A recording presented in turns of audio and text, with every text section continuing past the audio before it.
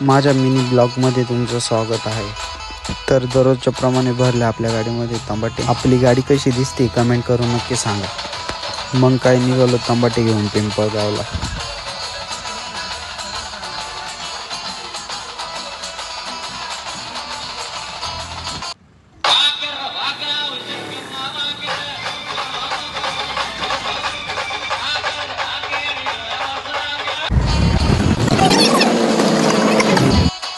मग काय आलो पिंपळगाव मार्केटमध्ये.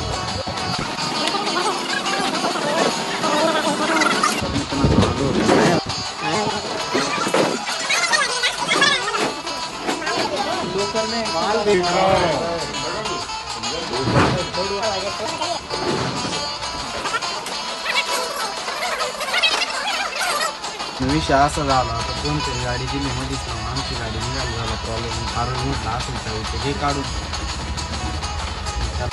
मग काय निघालो होतो घरी. थोडा टाईमच झाला होता. नांदोडी गावामध्ये आल्यानंतर बँड चालू होता. नांदोडी गावामध्ये प्रदोष असल्यामुळे शांतिगिरी बाबाही आलेले होते.